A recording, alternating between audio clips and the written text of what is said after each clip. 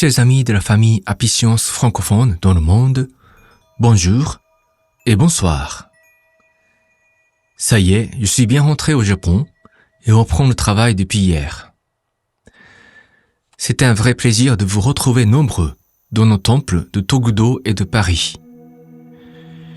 Les échanges que j'ai eus avec vous m'ont permis de voir les choses plus claires pour mieux assister les mouvements sur le terrain depuis le Japon.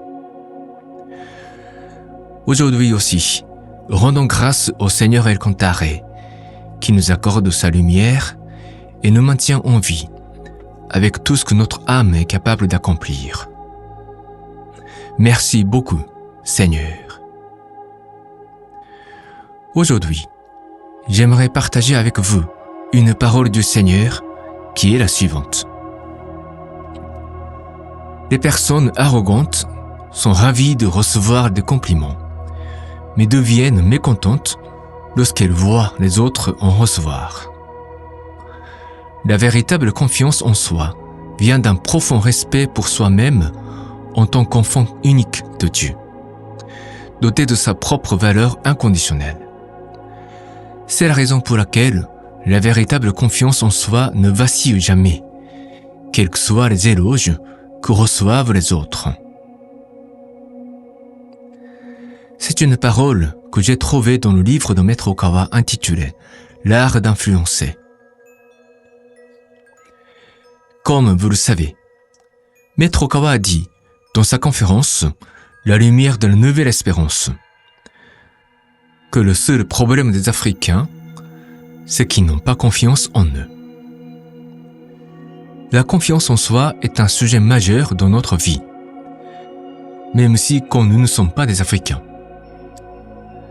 Chacun s'expose à ce défi pendant toute sa vie terrestre, car au fond, nous ne pouvons pas savoir notre vraie identité spirituelle. Nous ignorons nos vies antérieures, nous ignorons le genre d'existence que nous avions avant de nous incarner cette fois. Nous ignorons comment notre personne doit être évaluée, jusqu'à ce que notre cercueil soit définitivement fermé. Même si nous connaissons les enseignements d'Apicience, il n'y a personne qui peut vous dire comment vous serez évalué précisément aux yeux de Dieu. C'est en cela que notre vie terrestre constitue en soi un test, une épreuve pour évaluer le degré de notre éveil spirituel, dont nous ne saurons le résultat qu'au moment de notre retour dans l'au-delà. D'où vient toute la difficulté d'avoir totalement confiance en soi. Et en un sens, c'est bien ainsi, parce que cela nous pousse de demeurer plus humbles. Maintenant, examinons les paroles du Seigneur que j'ai mentionnées. Les personnes arrogantes sont ravies de recevoir des compliments, mais deviennent mécontentes lorsqu'elles voient les autres en recevoir. Ici, Maître Okawa explique la manière de distinguer la vraie confiance en soi d'une simple arrogance. En apparence, la confiance en soi et l'arrogance se ressemblent, mais dans l'esprit, quand on est arrogant, on est troublé en voyant les autres recevoir des compliments. C'est un critère très simple à mettre en application. Dans votre domaine d'expertise, vous pouvez vérifier si c'est le cas pour vous. Supposons que vous êtes vendeur. Autour de vous, il y a forcément des vendeurs qui sont plus performants que vous et d'autres qui sont moins bons. Comment vous sentez-vous en voyant d'autres vendeurs réaliser des résultats plus brillants que vous? Vous vous sentez troublé, offensé par leurs exploits? Mettez votre main sur la poitrine et observez honnêtement le mouvement de votre esprit. Si vous vous sentez troublé dans ces circonstances, il faut savoir que vous n'êtes pas sur la bonne voie pour cultiver la véritable confiance en soi. C'est votre petit orgueil superficiel qui est bousculé dans une vision bornée de comparaison. Il faut toujours être prêt à revenir au point de départ de notre vie, Chacun est un enfant unique de Dieu, doté d'une valeur inconditionnelle. On peut être supérieur ou inférieur à certains égards, mais sur le fond, Dieu, parent de nos âmes, nous aime tous et voit une valeur unique dans chacun. Comprendre son regard inconditionnel est sans doute une des clés fondamentales dans notre quête de la spiritualité. Avant de se projeter dans des comparaisons sans fin avec les autres, on doit demeurer dans un espace absolu où chacun est un diamant précieux et irremplaçable dans ce vaste univers.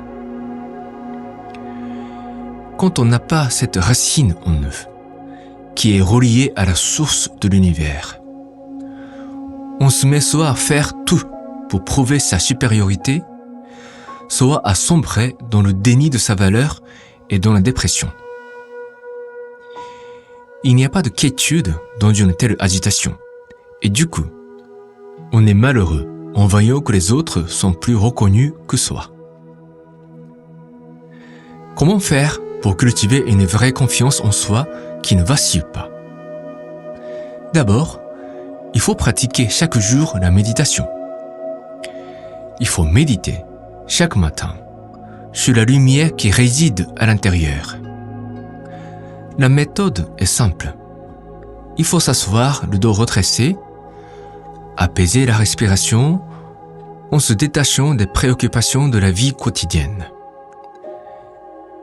Quelques minutes de concentration suffisent pour commencer à sentir la chaleur agréable qui remplit notre être. C'est cela, la preuve d'être un enfant unique de Dieu. Il faut cultiver cette sensation à travers la pratique au quotidien et voir comment la maintenir au centre de son esprit durant des activités diverses dont vous vous acquittez au cours de la journée. Vous verrez progressivement la manière de penser, de parler, de vous comporter, de vivre, qui vous permet de ne pas rompre avec la sensation de la lumière intérieure. Essayez de vivre avec cette sensation pendant 1 jour, 2 jours, 3 jours, 1 semaine, ainsi de suite.